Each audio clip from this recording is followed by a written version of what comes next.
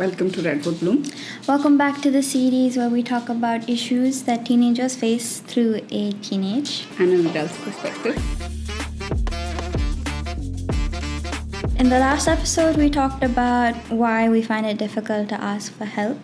In today's episode, we wanted to speak about how to ask for help. Yeah. To give you a quick summary, in the last episode, we touched upon the facts like our personal opinion, the ego that we have, how we feel judged, how we feel that we might be wasting other people's time when we are asking for help or feeling that I'm a burden. Then being able to shift that, we today speak about beyond all of that, beyond all that thought that's running in our head, how is it that we can actually go ahead and ask for help? Last time you gave an example of your math teacher. Yeah. So in that scenario, you ask for help and they are not able to help you.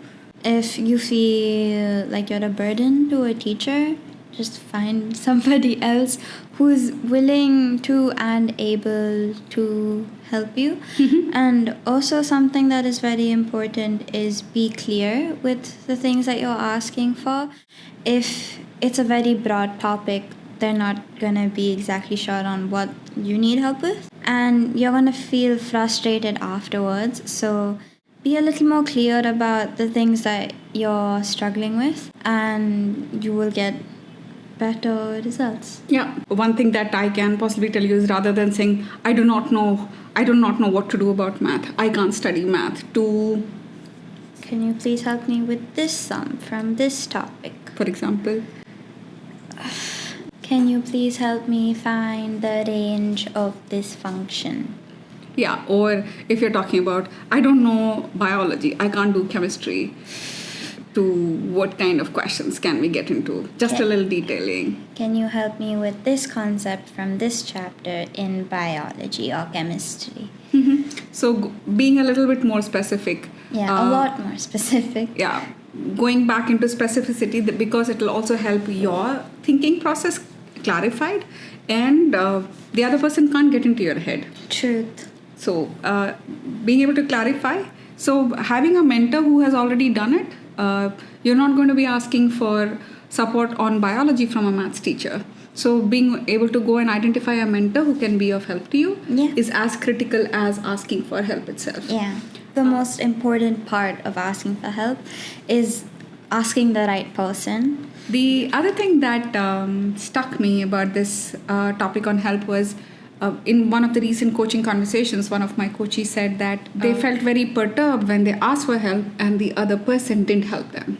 So that made them feel very rejected and judged. And in that scenario, realizing that maybe we are also as much contributing to the fact that the help is not coming. So if you can be specific, other checking with them, are they ready to help? Are they if they're free to help, because people like helping. So if the person, you're gonna get better help by asking somebody who knows that they're supposed to help you than just walking up to your teacher and being like, oh yes, can you please help me with this one? They're not free. So you will get better attention and better support if you're asking the person and they're available to provide for help. So establish the environment for help and then seek the help, which is going to be of use to you. Yeah. Okay, cool. One of the things that we also spoke about is wanting to be independent, that I should be able to do everything on my own. Yeah. So that's kind of a fixed mindset, and like we've said multiple times in other videos, it's not really helpful as such. So and also, successful people who you think are independent have advisors also. Exactly. Your parents are where they are because they had help. Your teachers are where they are because they have help. So many important people are where they are because they have help. So just thinking that you can do everything on your own isn't helping, because it's stagnating you rather than helping you grow.